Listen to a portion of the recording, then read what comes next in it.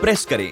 वो आदमी जिसे पुलिस किलर के नाम से चार्जशीट कर चुकी है, जिसे 3-3 कत्ल करके पूरे शहर में दहशत फैला रखी है, वो मुझसे अपना केस लड़ने की बात कर रहा है। 3 नहीं 4 खून किए हैं मैंने। लगता है शाम का अखबार आपने पढ़ा नहीं।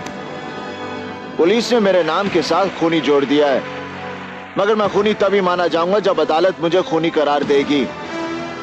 और खुराना साहब, आप जैसे काबिल वकील के लिए मुझ जैसे लोगों को अदालत से बचाना चुटकियों का खेल है। मिस्टर विशाल अग्निहोत्री, मैं अदालत में इंसाफ के लिए लड़ता हूँ। तुम जैसे खूनियों की पैरवी करने के लिए तालीम नहीं लिया मैंने। हालात जो भी रहे हो, खून किया है तुमने, गुनाह हुआ है तुमसे। कोई गुनाह नहीं हुआ मुझसे जो हुआ उसे गुनाह मत बोलिए, क्योंकि वो जरूरी था इस शहर के लिए, इस शहर के सुकून के लिए। उन 4 लोगों की पहचान मिटाकर मैंने एक नेक काम किया मिस्टर खुराना, और इसके लिए मैं जेल की सलाखों के पीछे अपनी जिंदगी नहीं गुजारना चाहता, ना ही पुलिस से भागते हुए जीना चाहता हूँ, क्योंकि मैंने कोई गुनाह नहीं किया है। और आपके बारे में सब जानता हूं मैं। कितने गुनहगारों को छुड़ाया आपने और उनको छुड़ाने के लिए कितनी कीमत ली आपने, सब जानता हूं। अब खुद को नंगा करने में ज्यादा वक्त मत लो खुराना। साफ साफ बताओ कि क्या रकम चाहिए? 5 करोड़, 10 करोड़? हाँ?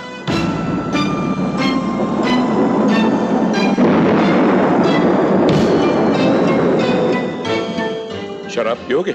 मैं शराब नहीं पीता। मिस्टर विशाल, तुमने अपने केस के लिए जो कीमत लगाई है उससे मुझे इतराज नहीं है, मगर एक बात मैं भी जानना चाहता हूं। जिस आदमी के पीछे पुलिस लगी है, जो पनाह के लिए शहर का एक कोना तलाश रहा है, वो 10 करोड़ का इंतजाम कहां से कर पाएगा? खुराना साहब, अगर मैं बदनाम हुआ हूं तो थोड़ा सा नाम भी कमाया है, पैसे आपको मिल जाएंगे।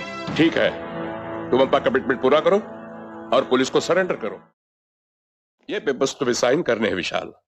कोर्ट में तुम्हारे केस को दाखिला तो मिल गया है, 7 तारीख मिली है पहली सुनवाई की। मेरे ख्याल से यह मामला 4 तारीखों तक खींचेगा। मैंने तुम्हारी क्राइम ब्रांच शिफ्ट करवाने के ऑर्डर्स कैंसिल करवा दिए हैं। अब तुम यही रहोगे।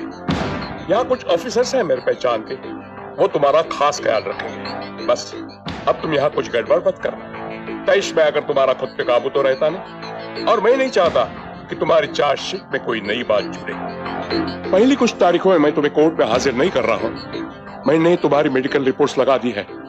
हो सकता है पुलिस का कोई मेडिकल ऑफिसर तुम्हें एग्जामिन करने आए, तुम उसके साथ। आप बेफिक्र रहिए खुराना साहब, मैं यहाँ कोई गलती नहीं करूंगा। मैं भी नहीं चाहता कि मेरी चार्जशीट में कोई छोटी मोटी बात जुड़े। आप मुझे लेकर ऐसे ही परेशान हैं।